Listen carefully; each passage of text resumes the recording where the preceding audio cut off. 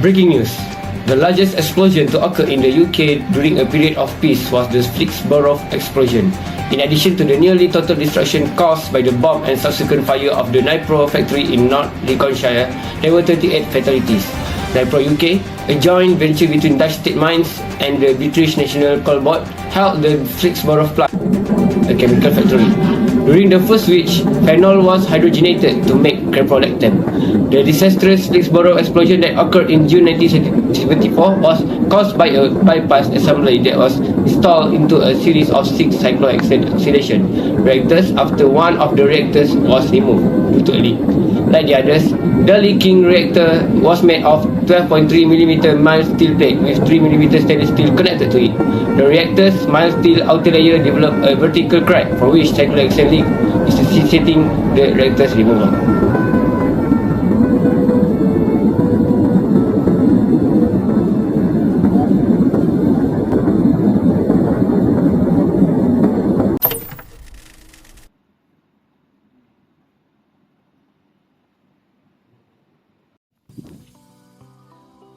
Alright, let's dive into the mechanism.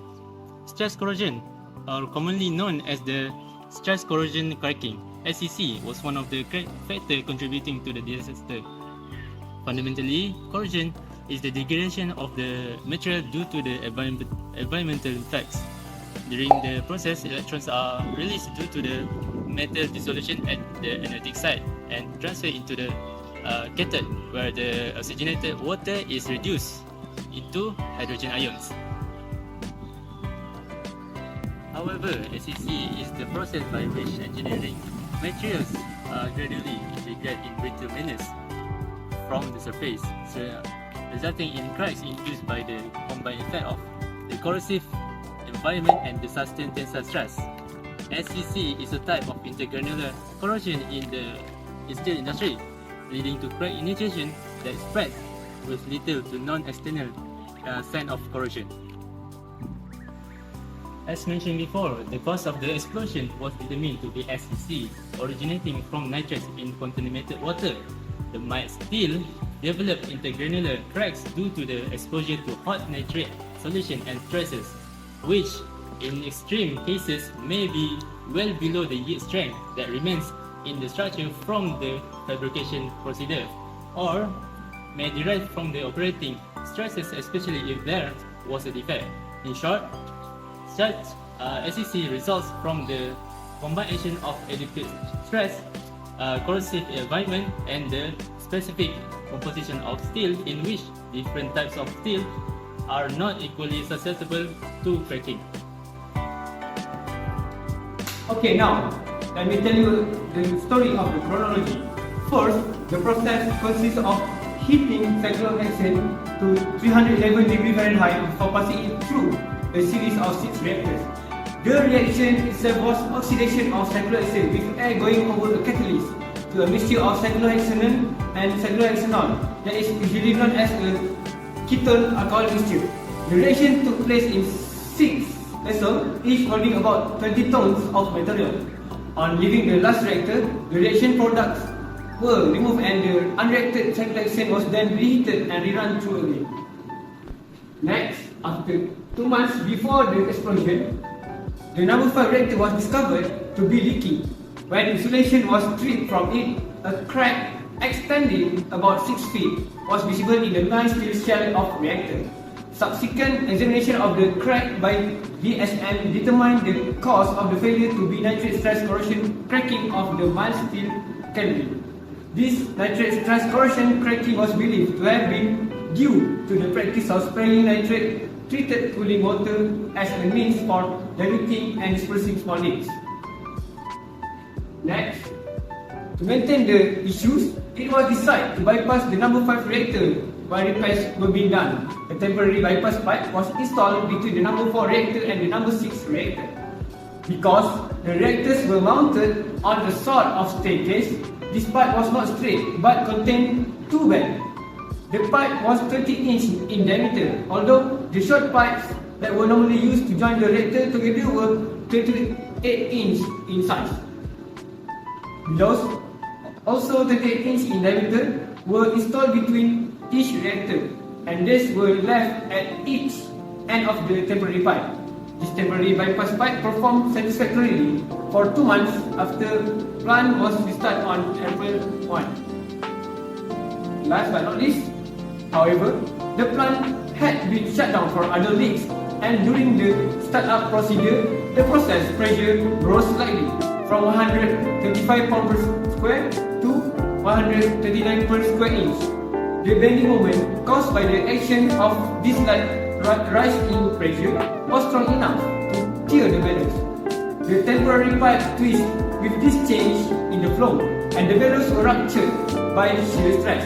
As a result of the rupture, a great amount of cyclohexane escaped from the holes in the bellows and formed a cloud of cyclohexane vapor, which subsequently caused the explosion.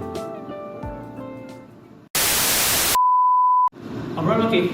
Alright, so we're good. Oh no! How's the camera and the microphone? Okay. Okay. Now we are going to interview one of the expertise in stress corrosion cracking field. Let's go interview him. Assalamualaikum and good evening, sir. Good evening. Malek. How are you? I'm fine. We are here to interview you. Are you free? Yeah, I'm free now. To be start with, what are common factors that contribute to stress corrosion cracking? So, stress corrosion cracking, or you can call it SCC. Okay, so SCC, there's actually 3 primary factors.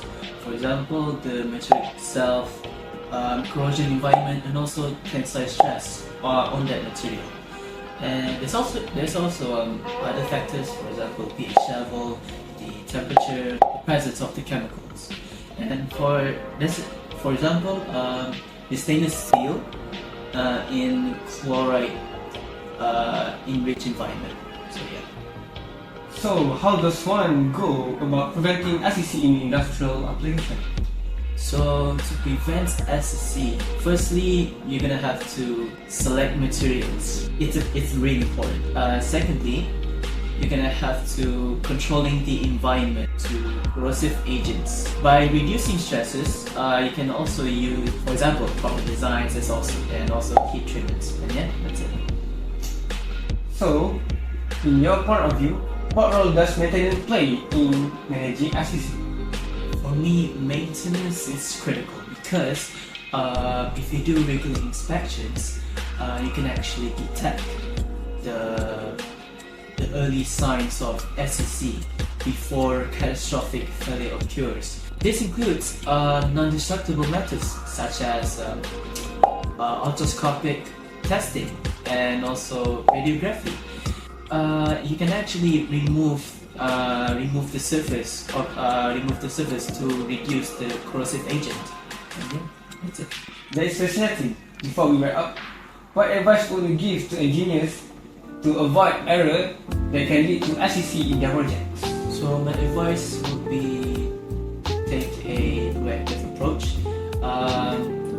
If you do a regularly inspect and maintain your systems and stay updated with your latest advancements in corrosion science and technology. Thank you, Sir Haris. That's all from us. Thank you for sharing your critical topic. Okay. So how about the interview? So how's the video? Can I take a look? No, let me take it first. No. I should take a look. No. Because it's my part. No. You gotta give me. Just give me. Okay. Just give me. Okay. So here's the thing. Now, you're the last person who's gonna present, right? So let's just do this. And you guys agree? Okay, I agree. Right. Let's go. We'll check it later. Alright. Right, over here we have 5 pieces similar to the Flixborough explosion. The first one we have Silver Bridge collapse in West Virginia. The second one we have William gas pipeline rupture in Washington. The third one we have Tennessee gas pipeline explosion in LA. And the fourth one we have Preston Park roof collapse in Moscow, Russia. And lastly, we have swimming pool roof collapse in Basel, Switzerland. All of these cases are mainly or partly caused by SCC. Alright guys,